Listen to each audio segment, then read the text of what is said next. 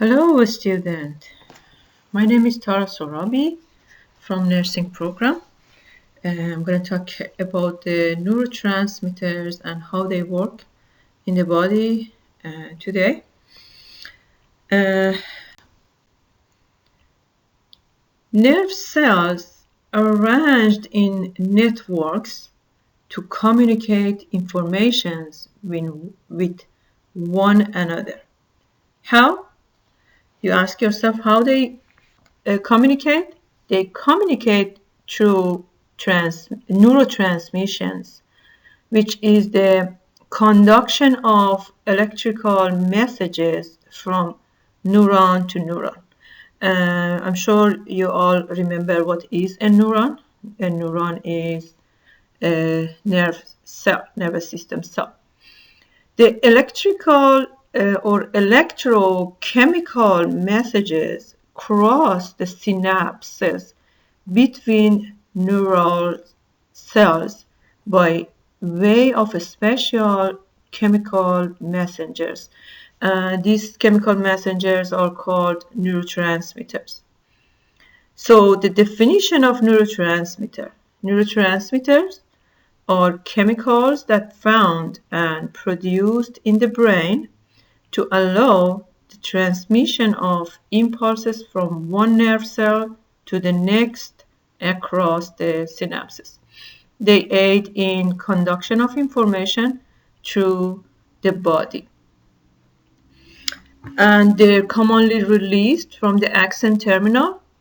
They cross the synaptic gap and reach the receptor site of other cell or neuron. They attach to the receptor site and also is reabsorbed by the neuron. We will talk about the attachment in next slide, and we will discuss that, how they attach and how that process works.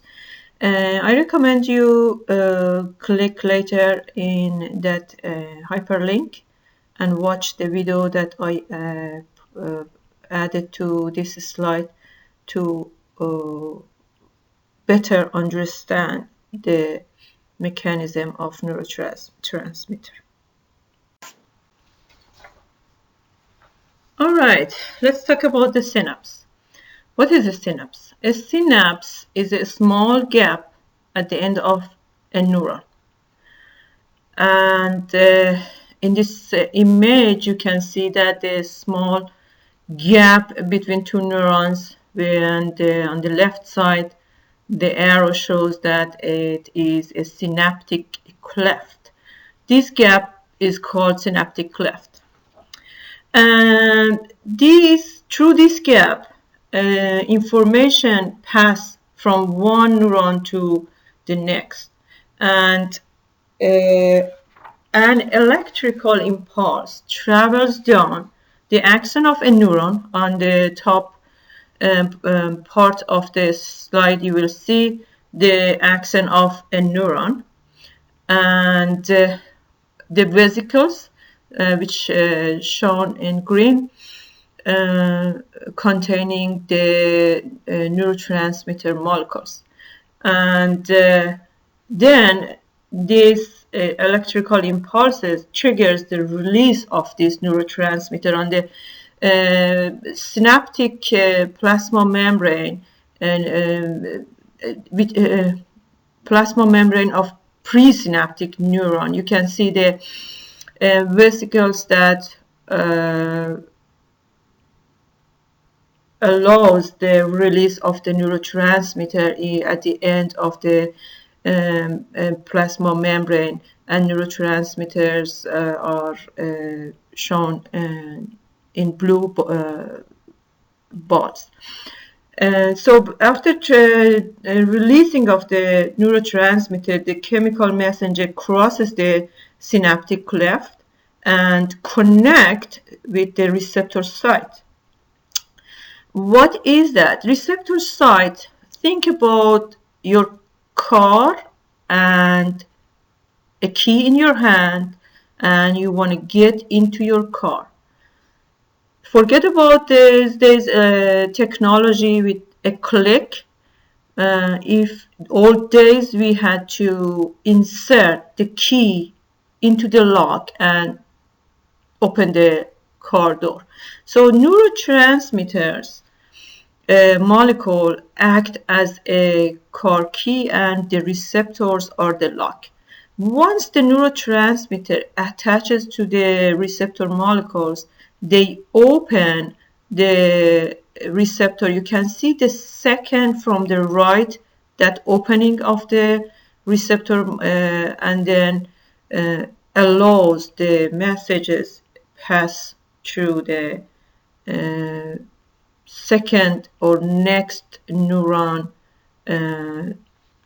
plasma membrane. So that's how the electrical messages pass through a synaptic cleft. So briefly, synapses are small gaps at the end of a neuron. They allow information to pass from one neuron to the next, and they are composed of three main parts.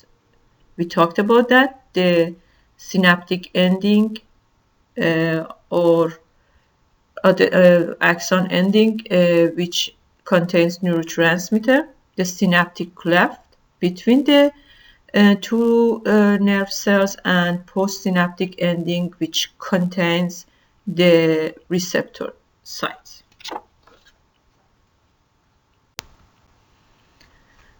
There are two types of neurotransmitter, and the chemicals fit into specific receptor cell embed in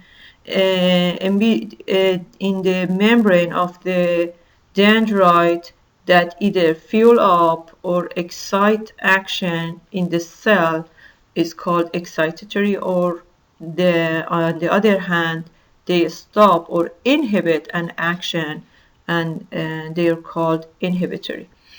And there are many type of excitatory and inhibitory included in this slide. You can see, and the excitatory usually increases the likelihood that neuron will fire, and inhibitory decreases the likelihood that a neuron will fire. Example of excitatory are epinephrine and norepinephrine, and examples of inhibitory are serotonin and GABA. There are also another category of the neurotransmitter, which includes 6 types: acetylcholine, amino acids, including 2 different amino acid, GABA and glycine glutamate aspartate, and neuropeptides and monoamines, purines, and lipids and gases. I'm going to talk about a couple of them, and the first I will talk is major neurotransmitter, or the first neurotransmitter which was discovered in the brain and spinal cord, which is acetylcholine, and it is also found particularly at the neuromuscular junction of the skeletal muscle of the peripheral nervous system. So the movement causes movement of the muscles. The mechanism of action of acetylcholine could either be excitatory or inhibitory. Acetylcholine is synthesized from dietary choline found in red meat and vegetables, so they are necessary for our lives. Research and studies have linked the incidence of Alzheimer's disease with decreased acetylcholine secretion in the neurons.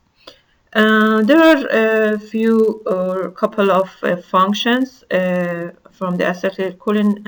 I'm going to name them the muscular stimulation, which acetylcholine signals muscles to become active. Like if you touch a hot surface, you move your hand away from that. Or they can also cause the muscle of gastrointestinal system movement. The other one is control the sleep and wakefulness cycle of a person.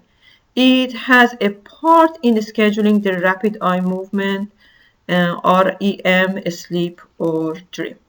The next neurotransmitter that I would like to talk about is norepinephrine.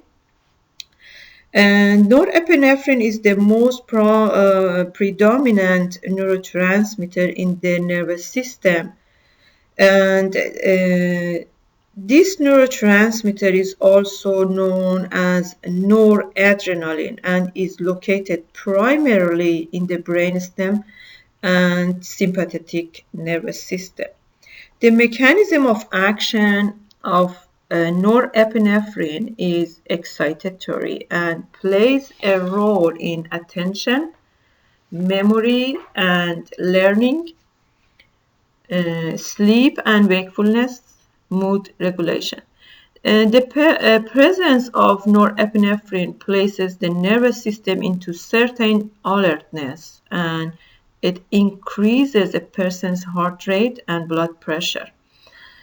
Excessive amounts of norepinephrine have been strongly linked with several anxiety disorders as well.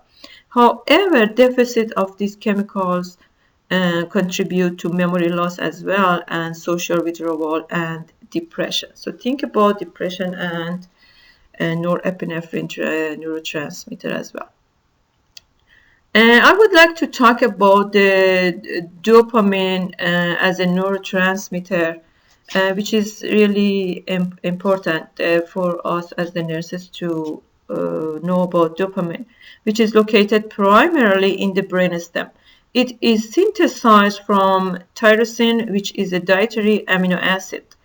And this neurotransmitter is involved in the control of the complex movements, motivation, cognition, regulation of emotional responses.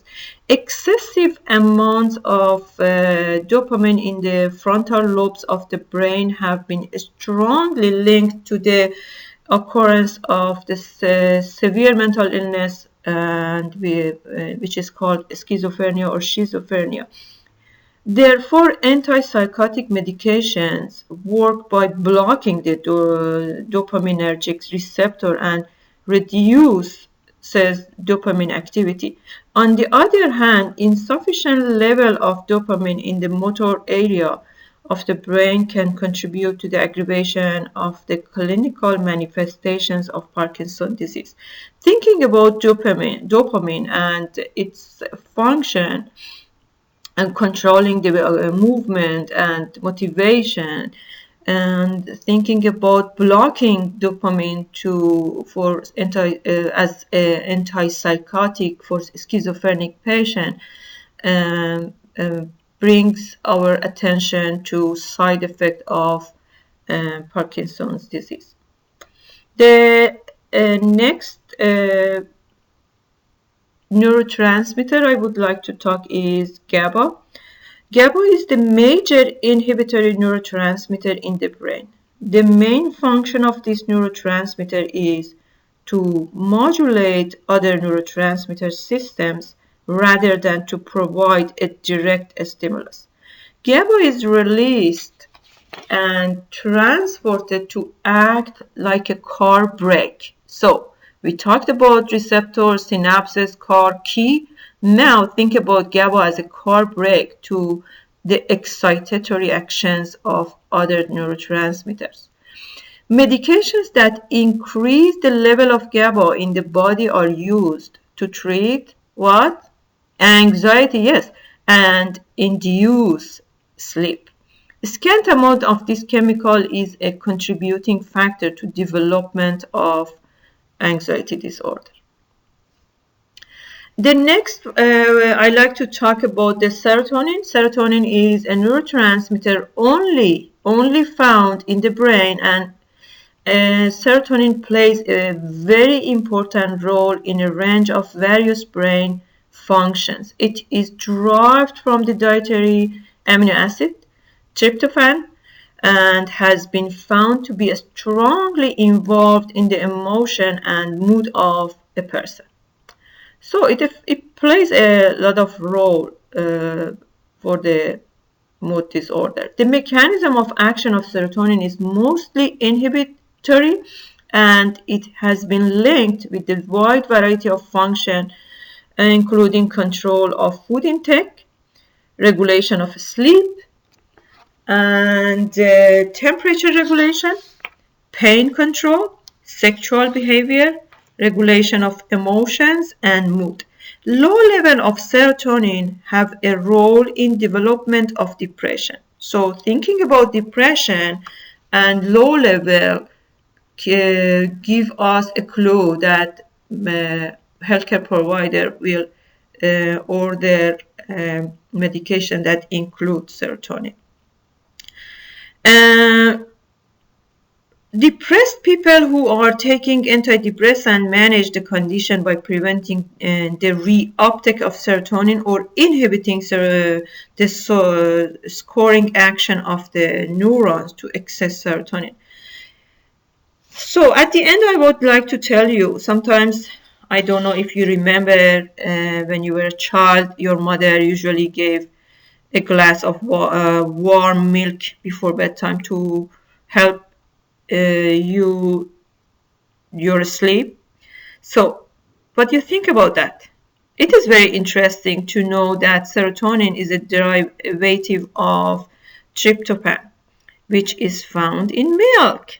Therefore, a glass of milk before bedtime really helps. All right, I hope you enjoyed this video, and I will make more. Talk to you later.